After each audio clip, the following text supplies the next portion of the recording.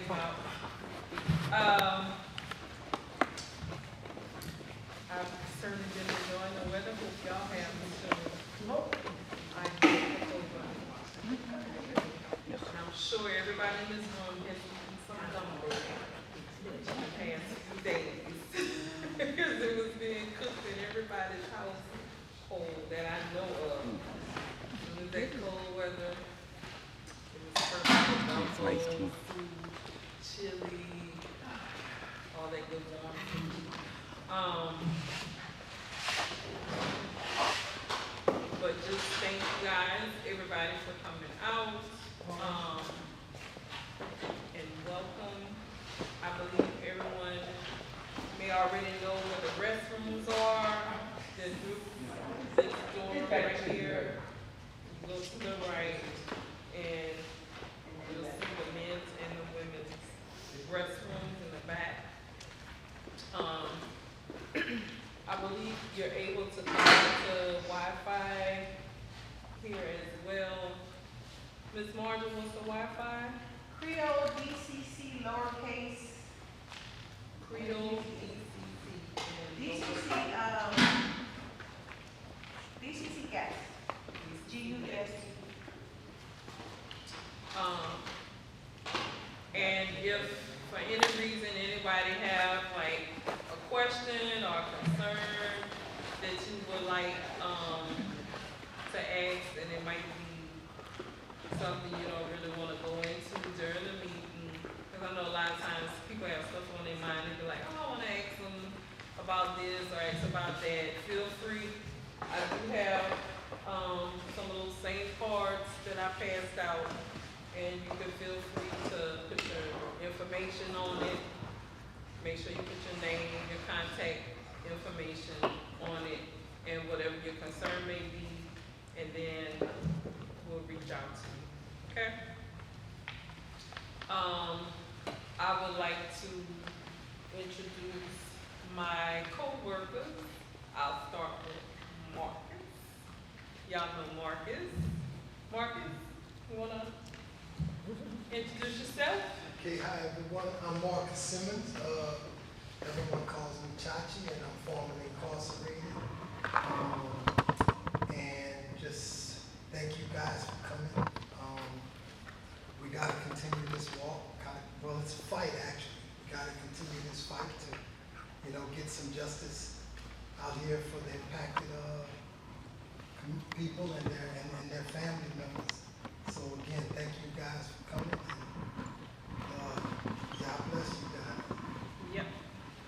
And I have a really good special vote staff person. Actually, it's my brother.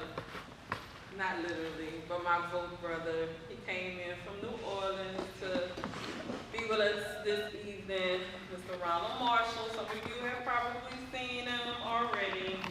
And he's going to provide some really, really good legislative updates for us this evening so that we can know what's going on with the legislature. I know some of you are on our member policy team, and we have some serious work to do for the coming legislative session. Who celebrated a birthday this past month? Anybody in here? A happy belated birthday to you, Judge Edwards. And I know Chris Williams recently had a birthday, celebrated a birthday as well. So happy birthday. I believe these are our Scorpios. I had a birthday and an anniversary. Oh. I've been married 36 years. Congratulations. Yes, indeed. Happy anniversary, happy birthday. Yes. That's a blessing. Now, I wanted to first bring Ronald to talk about some legislative information before we move into talking with Judge Edwards, because he is here this evening to share with us his platform And we'll have the opportunity to be able to ask questions. But before we get to Judge Edwards, I would like to bring up Ronald Marshall.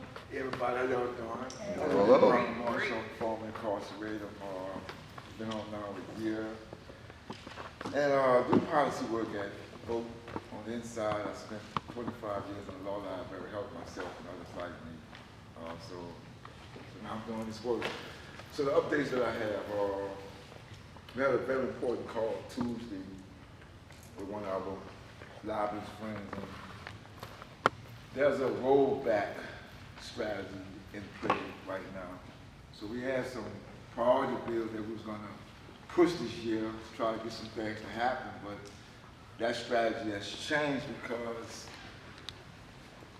the legislative session has a supermajority on both the House and the Senate side, and they are talking about rollback the GRI reform that was passed in 2017.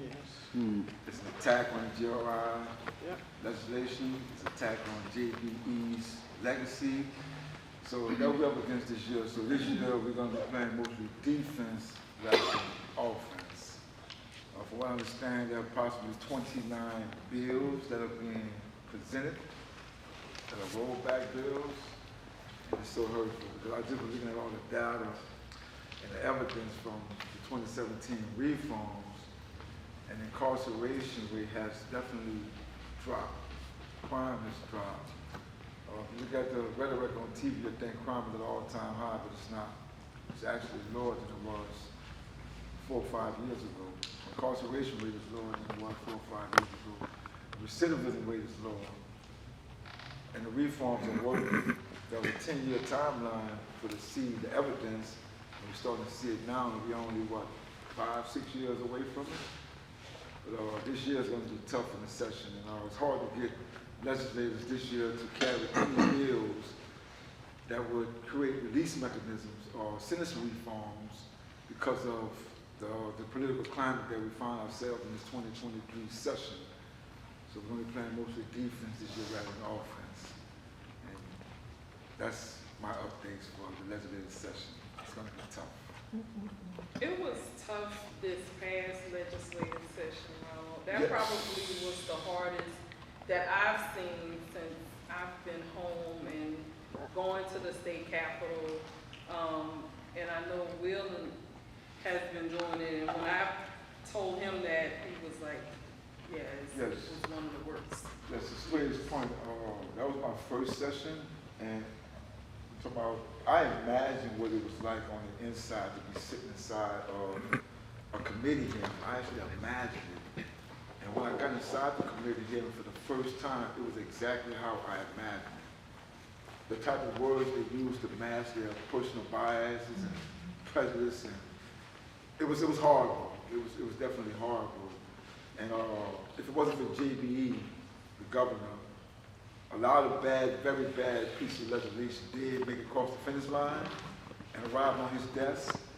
He vetoed every last one of them. I'm talking about every, except for one. They only have one bill on the criminal justice side that actually made it into law, and that bill there now increases the time by which someone can file for rehearing after denial on parole from 2 years to 4 years. That was like one of the only bad bills I saw that actually made it to law. But that was like maybe 18 or 19 more that arrived on his desk and signed them all. And I think this year is going to be even worse. So that's my update. Yes, ma'am. I have a question. If we want to really educate ourselves about the results of the reforms, about the true results of the reforms, what's the best source? Is Vote? The Vote website got that information? I think there've been all these studies, and I read some articles that I'd really like to get Yes, so if you go here, I'm going to put it up for you. So you real can see it. familiar with it. So there was a report which just released, 2022 GRI report. You familiar with it? I don't know, I might have, but I need a reminder. It just released a couple days ago. Is it on the Vote website? No, ma'am, I'm sure you get it from right Okay, now. great.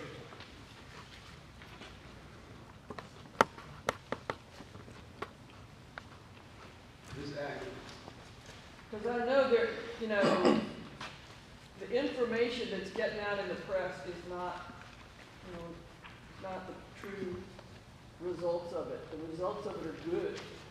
Yeah, because I got information on that when they were talking about the vote yes.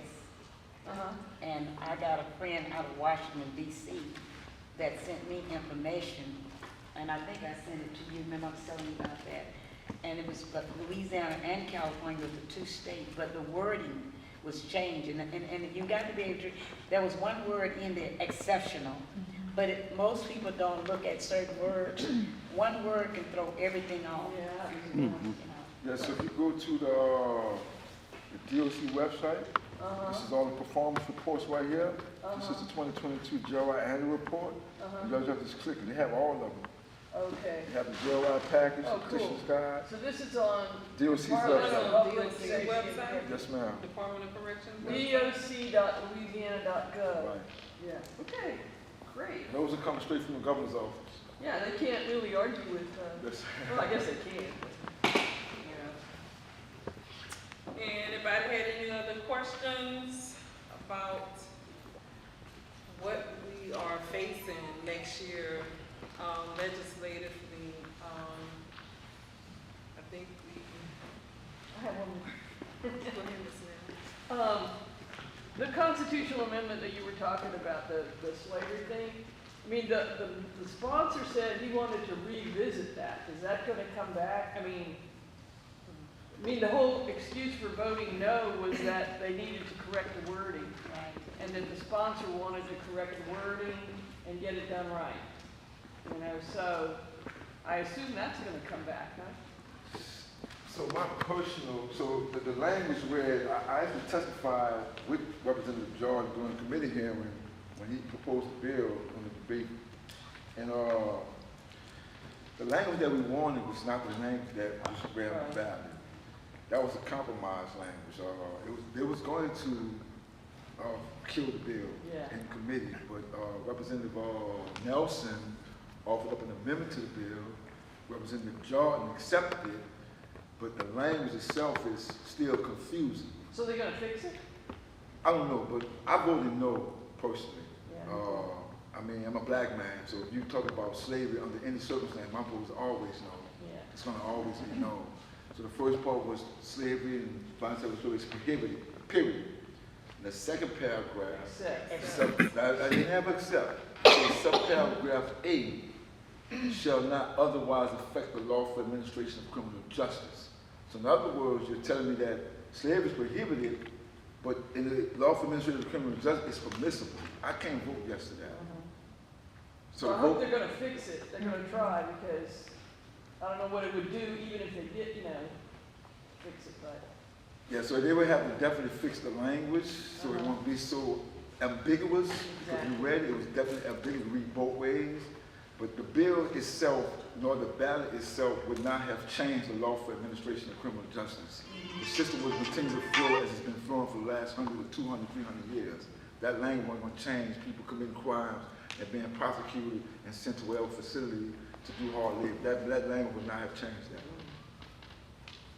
Now, I was told about a good resource is that the bill need to be rewritten.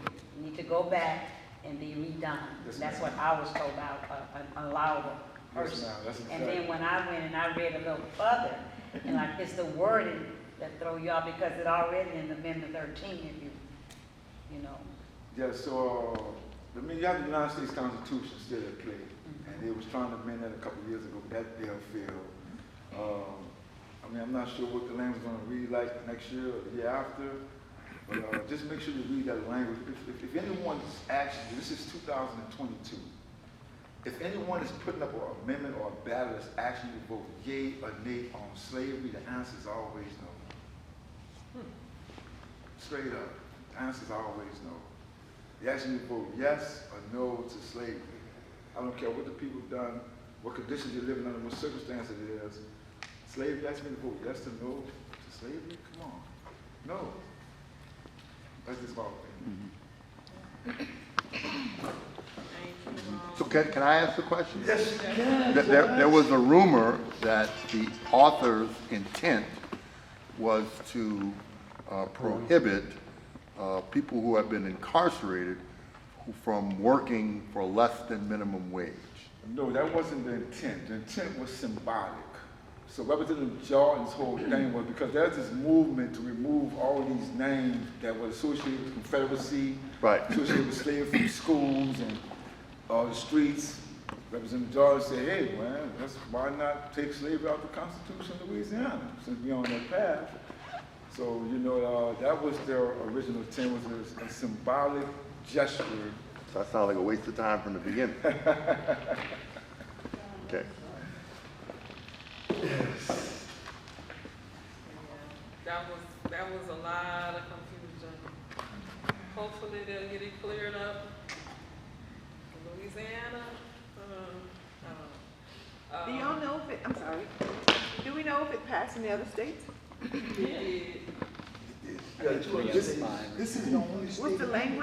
What's the language different? So actually, the language that was on Louisiana's ballot, Representative Nelson actually pulled that language out of the Constitution from another state. It's the exact language. I don't remember the exact state, but the bill was amended in committee on the floor. He went to his computer, pulled it up. He read the language from the state's constitution, and that was the exact language they adopted for Louisiana's Amendment 7 ballot. And yeah, so they have some states that have already passed some of the language. I can't call the name of states off the top of my head. But you're saying, but if I understood correctly, that it really doesn't stop the slavery when you're incarcerated. So if the others are past it, then there's still slave states, right? Say it one more time. So you said earlier that the language, basically, if you're incarcerated, then you're still slave. You're going to work. Sir? With that language or without that language, once you arrive in the Department of Corrections, you will work. Basically be a slave. Basically a slave. So yes. if the other states have passed it, then they're also still slave states. Most definitely. That was my point. The language on the ballot would not have prohibited those guys from working on the inside. Forced labor would still exist. Yes. And I agree with Judge Jules that whole amendment was a waste of time. Yeah, well, I voted yes because I worked with Curtis about it, and then I know that the Democratic Party didn't support it, then the caucus didn't support it, and I was like, well, what's going on? And I didn't see any real good reason to vote yes on that bill. I didn't hear you. I didn't see any good reason to vote yes on it, really. I mean, I know we were supposed to, but I mean, we saw the. it didn't seem any we saw the different. video.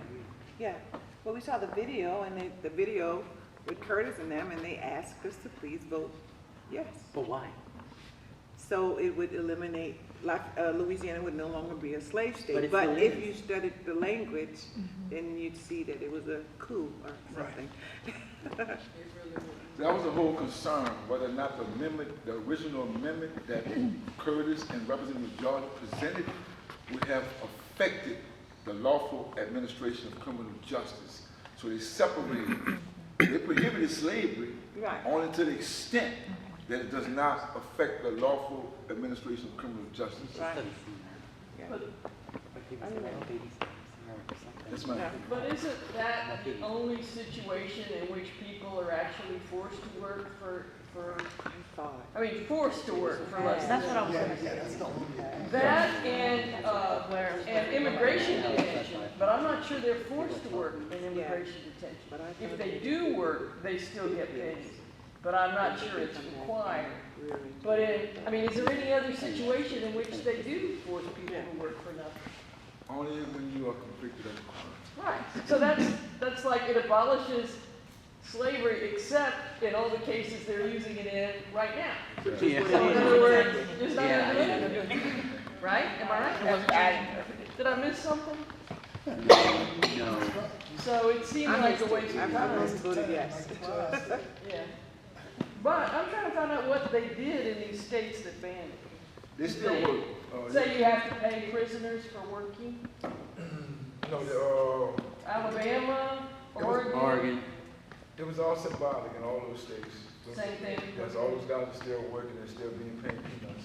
But it's still, I mean, the same thing. They're still. Let's just talk about the ones that rejected it. So you- Anyway, I'll try to find out. I know you will. I know you will. So you have to understand, like, Might not get there. All the systems are structured differently. Exactly. Louisiana, some states up north, they don't come out the dormitories. They don't have fields. They go in the yard. The work requirement is different from Louisiana. We have fields in Louisiana. But upstate in the northern states, the federal penitentiaries and other states, they're built like the federal penitentiaries. They don't go on a work detail. They don't go outside the prison compound. I mean, they're required to work within the compound, but doing that hot sun slave work that we do in Louisiana, not too many northern states have fields like that. Alabama, Louisiana, Mississippi, we still have them down here, but up north, with the amendment Constitution, we don't have that type of hard labor. Hard labor in the northern state is totally different from what we have in the south. Totally different. I mean, I was in the federal penitentiary, and my job was to wipe down the water fountain 3 times a day. Just get a rag and wipe it down and go back in my cell. That was my job. But in Louisiana, 7 o'clock, you better be at that gate for work call. They're gonna give you a hole and put you in that field for 7 hours. Every day. That's a totally different hard labor from what we have in the northern states. Totally different. Thank you. Now I want us to move into hearing from Judge Edwards, who was most gracious in accepting my invitation to him. Get a judge. Because as most of you do know, he is in a runoff with Royal standing. And I wanted to give Judge the opportunity to share with us his platform, what it is he intends to do if he's elected our Lafayette City Court Judge. So without further ado. Judge. Thank you very much. Thank you very much. I really appreciate the opportunity to be here with you this evening.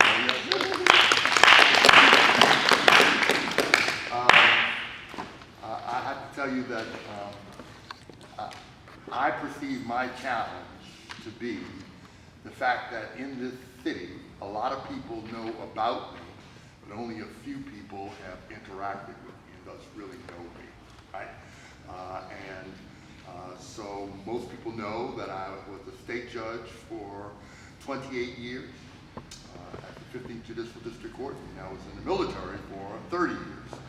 And one of the reasons why I wanted to become a judge on the district court was because I was convinced that the lock 'em up and throw away the key mentality was counterproductive. And there had to be a better way to get people on the right track. And so when I began, I searched around, and I discovered that Janet Reno was the Attorney General of the United States, but she used to be the Attorney General of Florida, and she had created this program they called Drug Court. And it had developed a remarkable record of helping people to come to grips with their substance abuse disorders and get into recovery and become functional people again, right?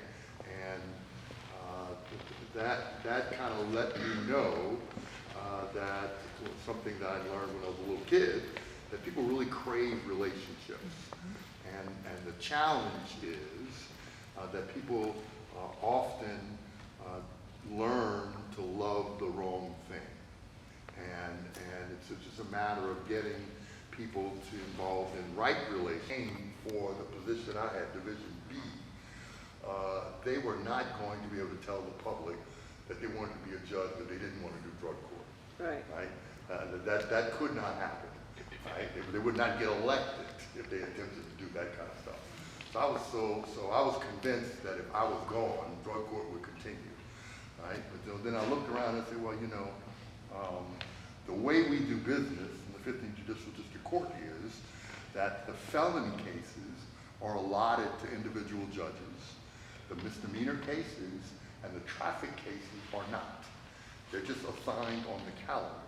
And so you will have judge number 1 in September doing a traffic docket, and then in October, it'll be judge number 2. November will be judge number 3, right? The same thing for traffic. So you could have one judge that you're in front of for an arraignment, a different one for your pretrial conference, and let's say you plead guilty there, or a different one at the trial, you plead guilty there, and then a different one at your probation violation hearing. Right? So there's no consistency in the treatment of folks. And what the social scientists who have studied what works in criminal justice, they have determined that the severity of the penalty is not as important in achieving behavioral change than the word they could call celerity, which is simply means the certainty that there will be a consequence. Right?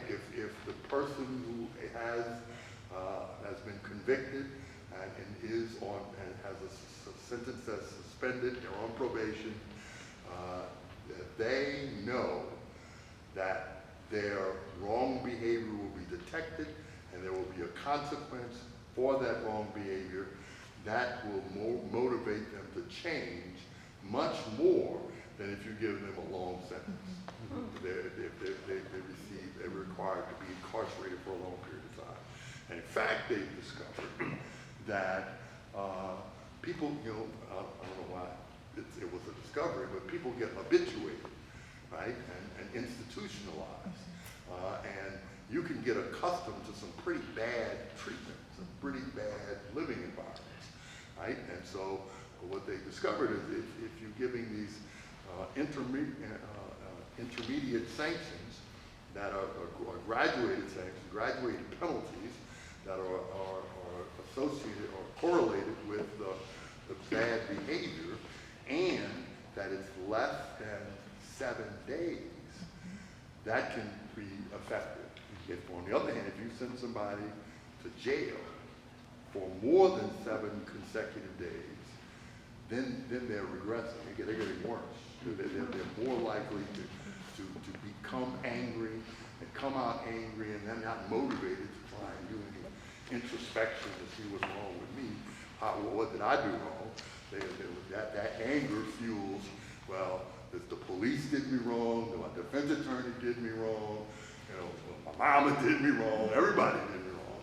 But on the other hand, if you can get folks the kind of mental health counseling they need, substance abuse counseling that they need, and help them get vocational training, work skills, and you're supportive with them, and in fact you give them 4 affirmations, 4 attaboys, attagirls, for every one admonition, every one, oh shucks, you messed up, and that inspires them to change, right? So I really came to the decision that what is required is some consistency in the treatment of folks. You have to give them, first of all, the right kind of sentence, and you have to monitor their performance to make sure that you can encourage them to change their lives, and you can have an effect. So we really can't wait for people to get convicted of a felony offense to then give them that individualized attention. It turns out that the majority of people who are convicted of felony offenses have been convicted of multiple misdemeanor offenses, and they get on what I call the criminal justice escalator, and then you commit an offense, you get a minor penalty, then you commit another offense, the penalty ratchets up, another offense, it ratchets up, and folks end up doing what I describe as a life sentence on the installment plan. And they really don't realize that that's really what's happening to them. And so we really need to address their behavior at the first misdemeanor conviction, at the first serious traffic conviction, so that we can get them off that road to perdition onto the road to recovery early on. Yes. And when that happens, by definition, if a person does not commit another crime and then another crime and another crime, that means we will have fewer victims. If we have fewer victims, our community is safer. Right? And when a crime occurs and when people hear rumors of crime occurring, people kind of get shut down, they get closed in, they don't want to venture out. Right? But when they understand that they're living in a safe community, a community in which the people in the community actually care about one another, they're working towards one another, then that motivates other people. Well, I see you care about me, I think I ought to care about you, Yes. right? And that it spreads, you know, as how many of y'all know Father Hampton? Okay, so this will ring true. I can't do it. But Father Hampton goes on this rift in many of his sermons about hurt people hurting people. Yes. Yeah. And loved people loving people. Yes. And he goes from on and on and on with all these multiple different examples of how if you experience love, you are inspired to share that, right? On the other hand, if you experience abuse, then you are inspired to share that abuse and hurt other people, right? And that's kind of really the motivation. I could go on and on and on. I am clearly the only candidate in this race who has been a judge before, right? In addition to that, I have more diverse legal experience than the other lawyers. I mean, I was in now we're in a runoff. The lawyer that's in this campaign now, along with me, has been a prosecutor. Before that prosecutor, she was a public defender, right? I served in a private law firm working on civil cases. I was a public defender. I was a prosecutor. I worked as a lawyer for the Louisiana Senate. And I was served as the counsel for the Senate's Select Committee on Crime and Drugs.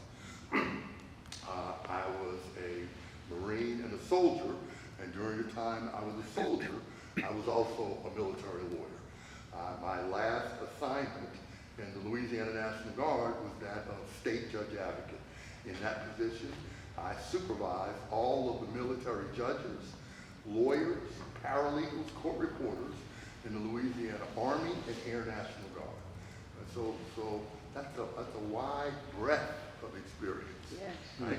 And when I was serving as a judge, I was the chief judge of the 5th Judicial District Court. I was the president of the Louisiana District Judges Association. That's all the trial court judges in our state. I was the chairperson of the Louisiana Judiciary Commission. That's the organization that receives complaints that judges have been involved in unethical activities. And there's an investigation that's presented. If enough evidence is there, it's presented to the Louisiana Supreme Court, and the justices of the Supreme Court determine if discipline is required for that judge. That judge can be removed from the bench. I worked with the Louisiana Sentencing Commission, helping the legislature to change the laws so that it would be more in tune with evidence-based practices. Right? That was long before we got to the prison reentry initiative, the justice reentry initiative. That set the stage for that, right? And so I clearly think that if experience is important, I'm the best qualified person. We're all lawyers in this race, but in addition to my law degree, I have a master's degree in public administration from LSU and a master's degree in strategic studies from Louisiana Army War College. So I have the most education in this race, right? And so I'm kind of at a loss as to what inspires voters in this town to be interested in the other candidates. All my life I've been told experience matters, qualification matters. If that's the case, then I'm your person. I could ramble on and on and on. My my children tell me that they don't like to ask me questions because my answers are entirely too long. So I will desist right now. But I do have some questions for Please, you, please, Judge. please, please, I want to answer the question. Do have some questions. Okay. Someone asked, and I like this. Do any other successful judges inspire you? Any judge inspired me? Yes. The current president of the Louisiana District Judges Association is a fellow who is younger than me, and his name is Judge Slagle. He has his wife is a new legislator. They're from Jefferson Parish, and the thing that inspires me is this guy is a technology geek. he has been able to really single-handedly redesign the websites of a significant number of the courts throughout the state, right? And he has set his system up so that he can kind of really in a short and swift way communicate with all the members of his drug court team, probation officers, defense attorneys, so that everybody has the pertinent information and at the right time, so that he doesn't waste a lot of time. And so that's very inspiring. And then a judge who has also retired was a judge named Calvin Johnson out of New Orleans, and he was my clinical instructor when I was in law school. And he's an Air Force veteran, and he's a very inspiring fellow. You know him? Yeah. I feel the same way about Judge Johnson, man. Yeah, very inspiring. Man, that's Yeah, it. indeed. You had a question? Yeah, I have a few questions. Excellent. So, I just wrote it down, so I'm going to read it to you. Good. So the justice system, particularly the courtroom, Yeah. is the theater of traumatic events, with eyewitness testimony, damaging victim impact statements, and horrific photos of crime and accidents. Trauma alters so much about ourselves, including our decision-making abilities. As a former prosecutor and now a judge, how have you managed to keep your decision-making abilities unscathed by years of judicial trauma? So, this may sound like a flippant answer, but I am a black man who grew up in New Orleans, Louisiana.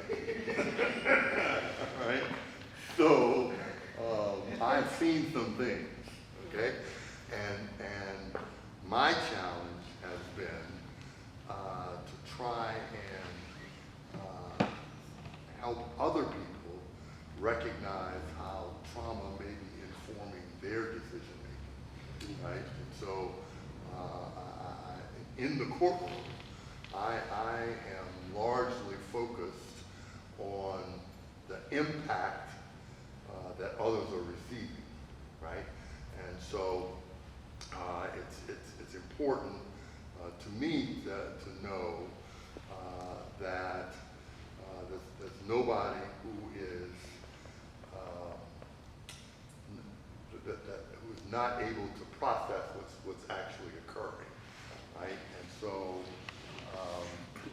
there are many instances where I have to ask hard questions. I have to call lawyers to the side and ask them to rephrase, ask them to think about what it is that what are you trying to achieve, and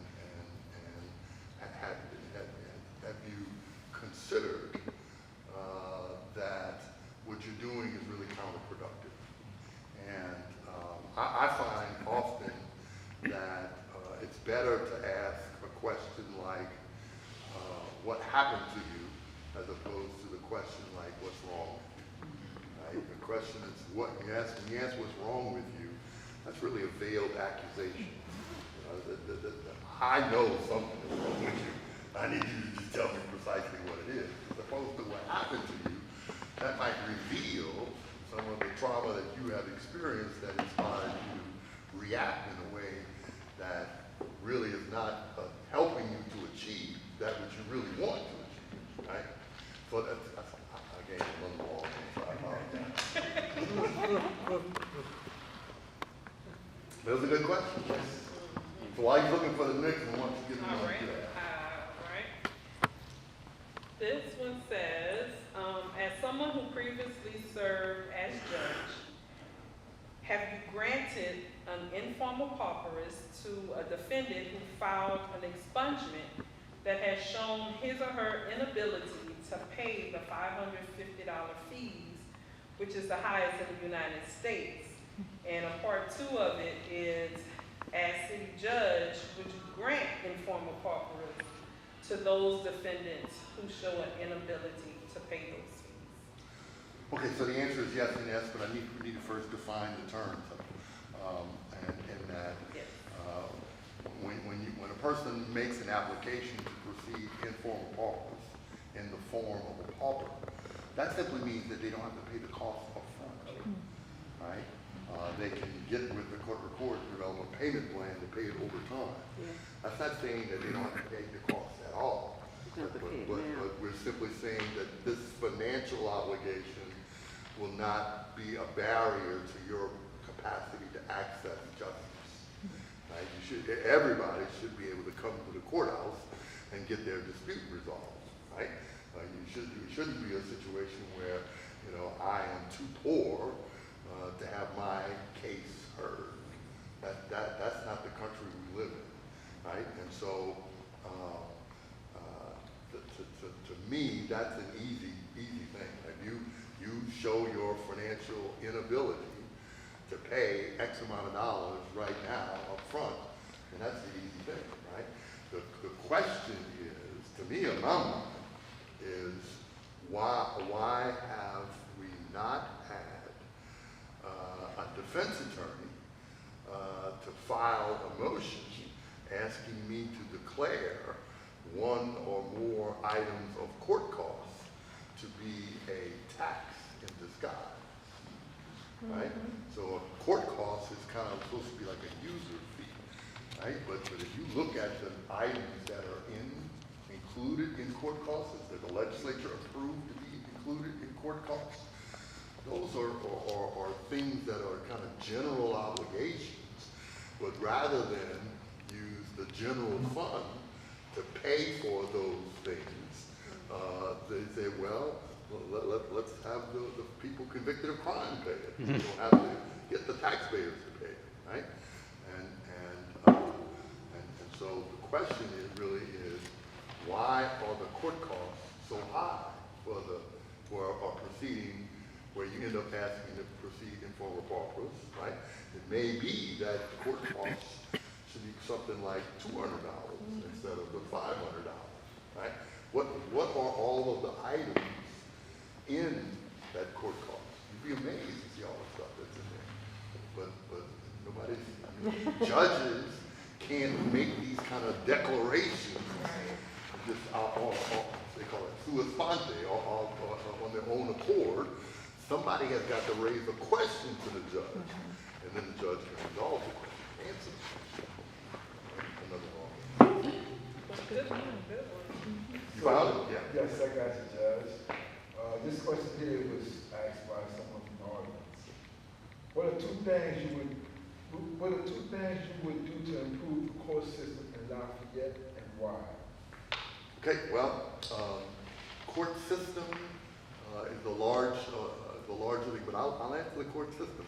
But I'm specifically running for city court, right? But the court system was the question, so I answer that. In Lafayette, we have something called a Criminal Justice Coordinating Committee, right? And so that is a group of people who are criminal justice stakeholders, and they meet quarterly to discuss how the system is working, what are the challenges, what needs to be tweaked, that sort of stuff. And it's the sheriff, the clerk of court, the judges, the prosecutors, the public defenders, a number of folks like that participated in that. Right? I think the city court judges ought to participate in that. So that because they're the city court judges, if you're convicted of a misdemeanor offense, by definition, You can't go to prison, right? You're gonna go to the parish jail.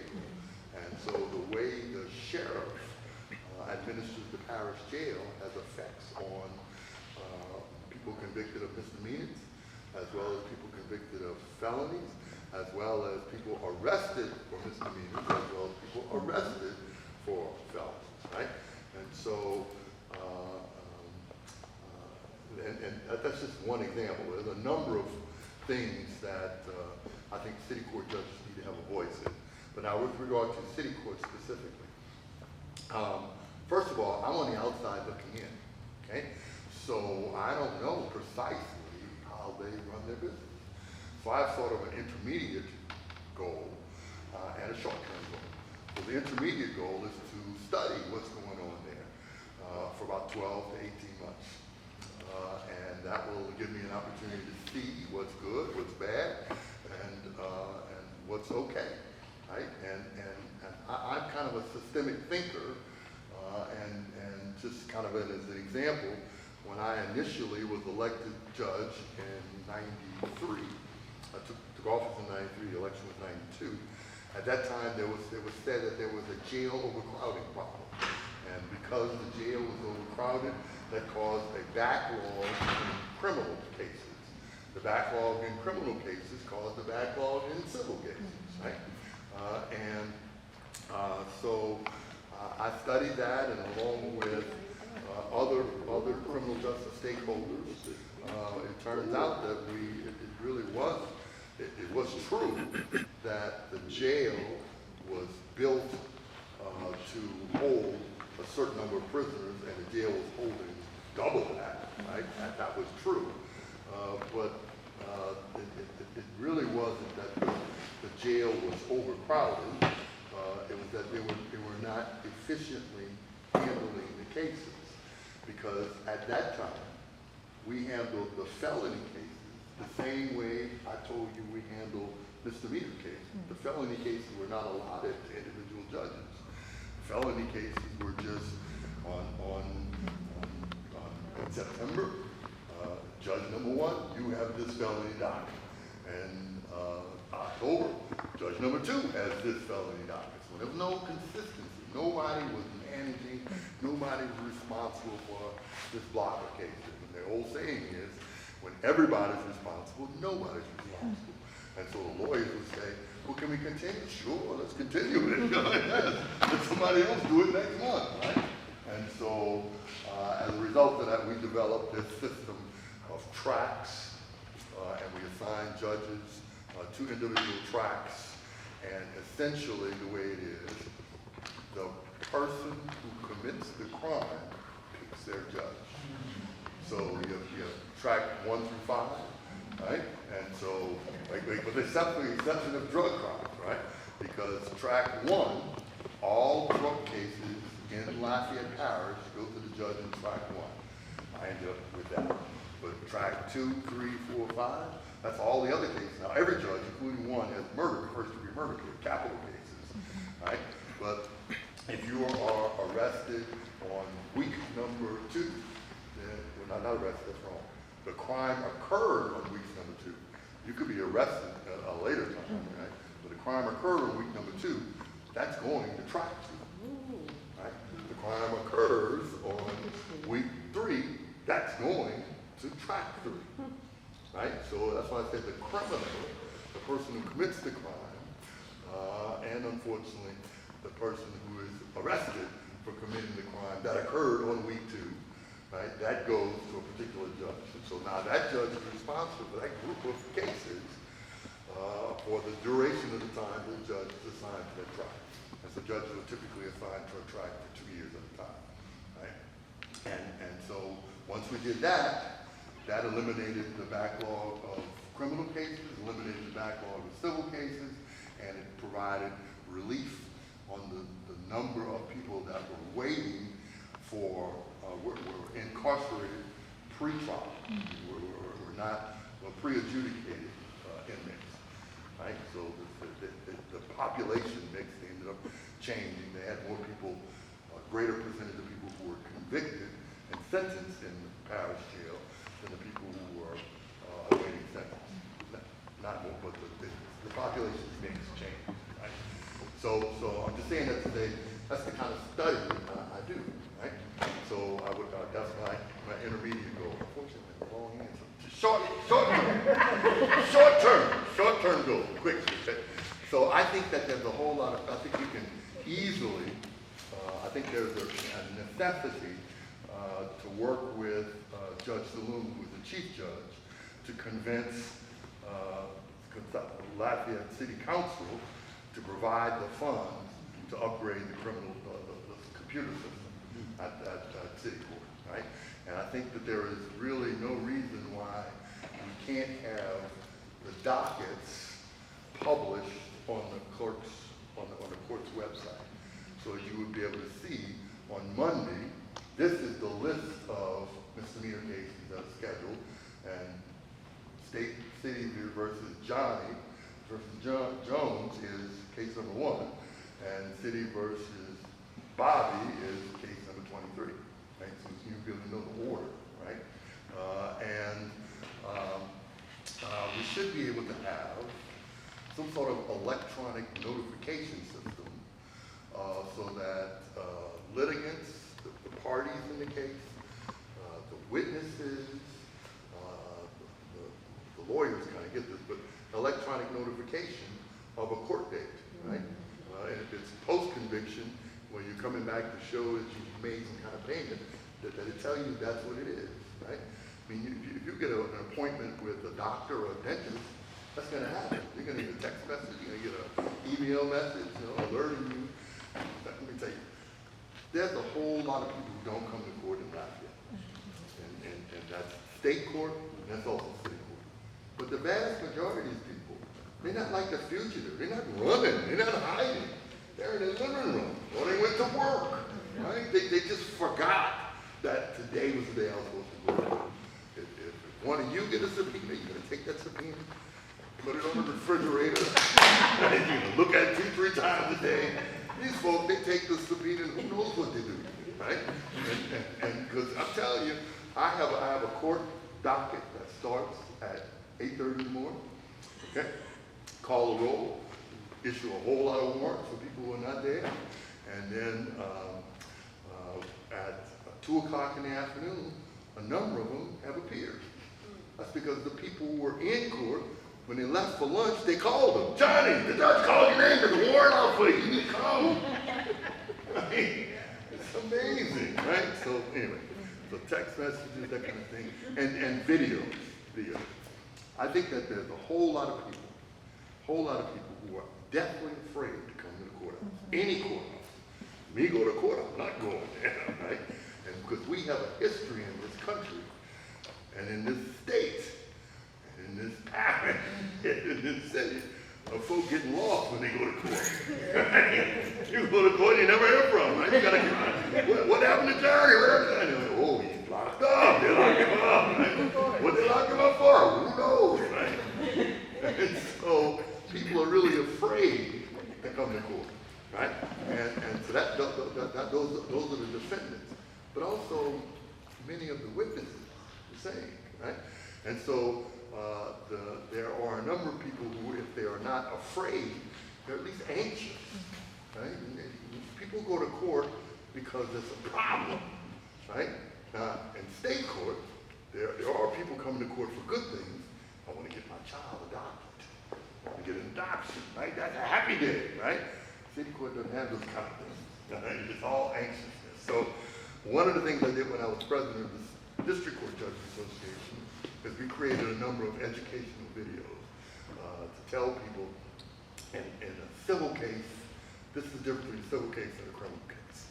Right? If you have to come to court, this is what you need to do to prepare yourself to come to court. You'd be amazed how many people are called to court for, say, a protective order. I filed a protective order. You know, my wife beat me up, right? So I filed a protective order with my wife to not beat me up anymore, right? And then I come to court, and the judge says, okay, call your first witness. Wait. I need to bring witnesses? Today, if you let me go, Judge, I can go get my witnesses. I have 3 witnesses. I can get them. Yeah. But today is the day. This is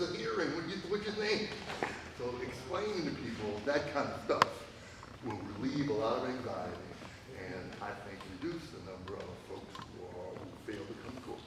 So those are the short term things. Another long answer, I'm sorry. Last question. Yes. So as you know, we have approximately, this is a question from the audience. Yeah. And I'm so, You're the spokesperson, you're the brave man. yeah, I'm That's just so what it is. intimate about this conversation Yeah. right here. So, as we know, there are approximately 1,500 people in this country who are serving, in Louisiana, were serving time Yeah. for a law that's rape, Mississippi racism that was created in 1896. And no court in Louisiana in the country, not the United States Supreme Court, Louisiana Supreme Court just denied the last hope in the rape case that denied the retroactive activity for 99 jury verdicts. Would you support a constitutional amendment in Louisiana that will require retroactivity for 99 jury verdicts? Why or why not?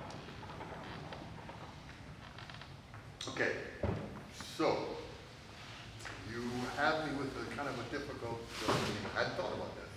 And the reason is trial court judges are not supposed to be advocating for any particular public policy results, right?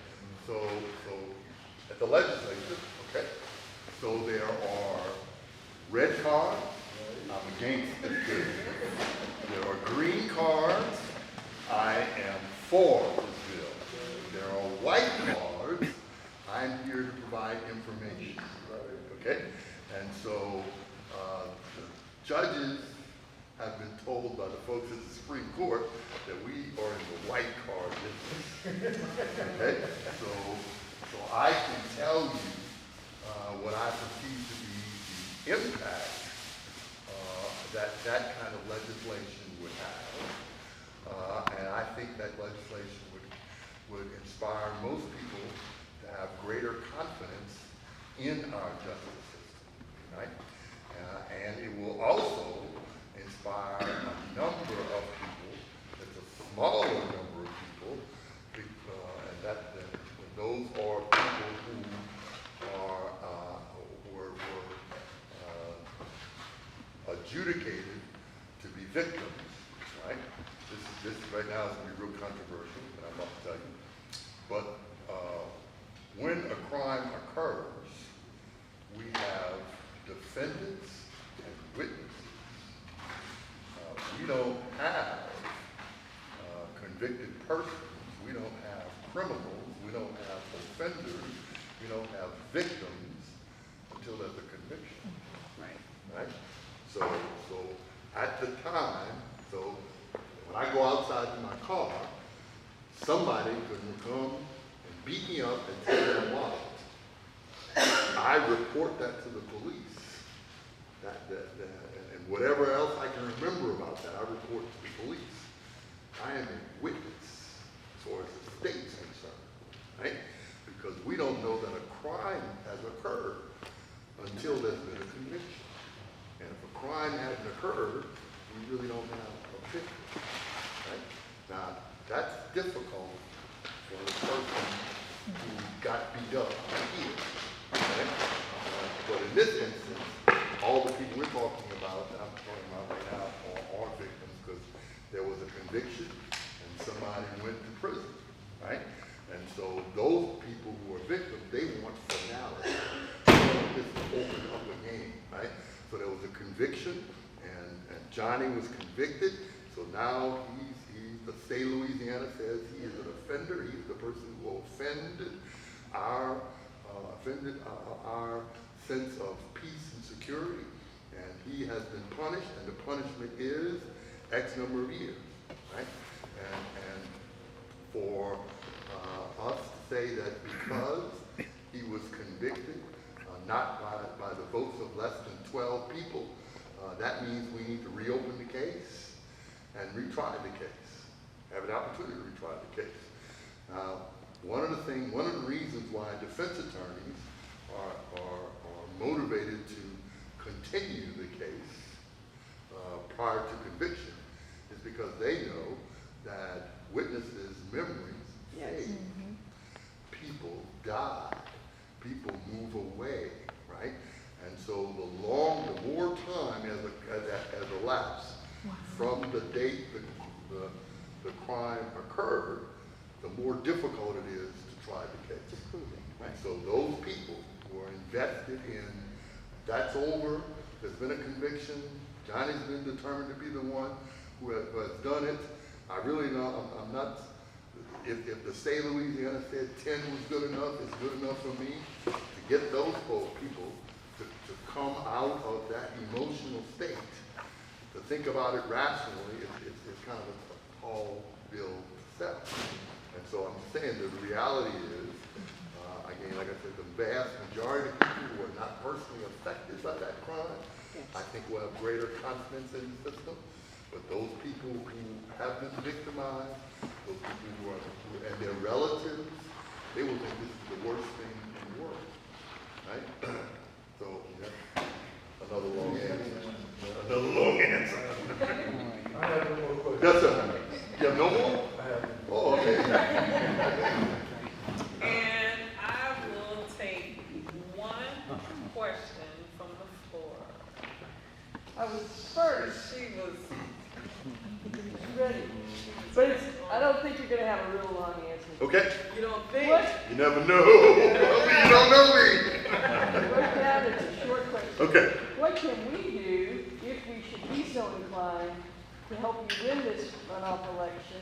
And don't tell me to tell my friends, because they already know. Yeah, tell me something What? you do.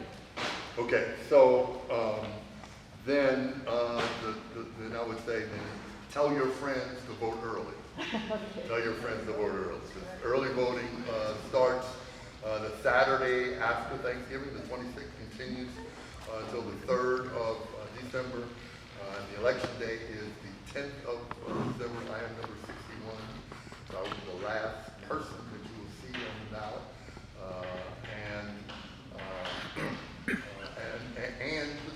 But still, your friends may not be sufficiently motivated to tell their friends.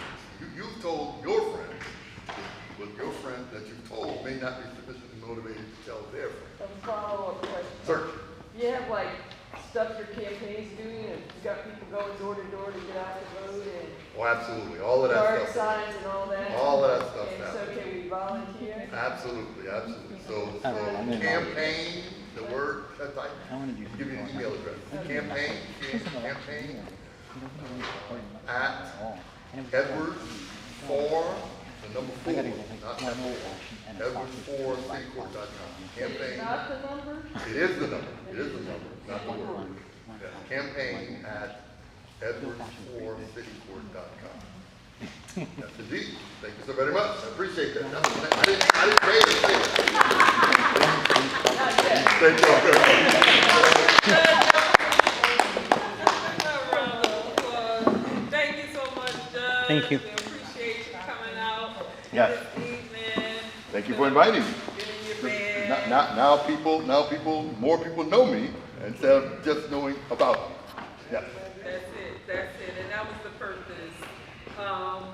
You know, because there were some other members before the last election that would reach out to me and ask, hey, I don't really know this person. What, are we having some forums or something like that? And, you know, so people enjoy being able to come and hear the candidates for themselves and not just word of mouth, and have the opportunity to intermingle with the candidates and get to know what they're about. So we certainly appreciate you, Judge. And we wish you Oh, the there best. will be a forum this Sunday on the Community Hour, Kenneth Woodrow's radio program. It's KNEK, Magic 104 at 11 o'clock. So Mr. Stanley and I will be